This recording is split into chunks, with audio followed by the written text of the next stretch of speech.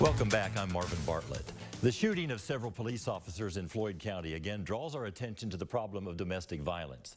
State police have said officers went to that home after the woman living there had obtained an emergency protective order. One organization that provides counseling and shelter for domestic abuse victims is Greenhouse 17 in Lexington. We're joined by that agency's executive director, Darlene Thomas. Darlene, thanks for coming in. Thank you very much for asking. First off, what thoughts are going through your mind today after you've processed the news about what happened there in Floyd County last night? Well, I can tell you I was texted very early in that process last evening, alerted to the fact that a domestic violence situation was taking place. And immediately my heart sinks for all involved, the survivor, family members, and especially the officers and their families. Domestic violence poses a lot of risk for many, not just the victim. What is your very first piece of advice to someone if they are a victim of abuse?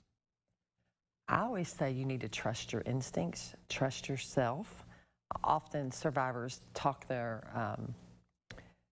do self-talk that that kind of minimizes the abuse, or they think they can handle it or make it better or fix it. And I'm going to say it's not your fault. There's help available. You do not have to be alone. Trust your instincts, trust your gut. It will tell you the next steps you need to do.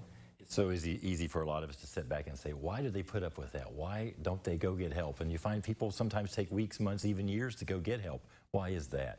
Yeah, you know, it's not an easy process. It takes a while to realize that you don't have a lot of choices in these relationships. It's a slow grooming by an individual of a survivor or victim. So one day you start to realize, when did my life get here? How did this happen and occur? And it's at that point in time where you start to see survivors think about ways to either begin to get help for themselves, for their families, think about ways to maybe leave, secure other resources through legal means. Unfortunately, a lot of times law enforcement is called to be involved, that things escalate to the point that they need some outside interventions. And it's at that point in time survivors begin to make different choices. And we need to be here for them as a community. Well, Greenhouse 17 is there for them. Talk just briefly about some of the services you offer.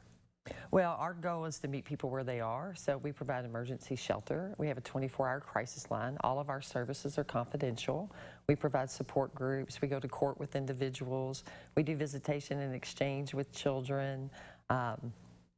For our community. So you name it, our job is not to have a cookie cutter approach, is to really help the individual think about their goals, their housing needs, what they're going to need to have in place to move from crisis to self-sufficiency. Right. Well, if people want to get that information, they can find it on your website. That is greenhouse17.org.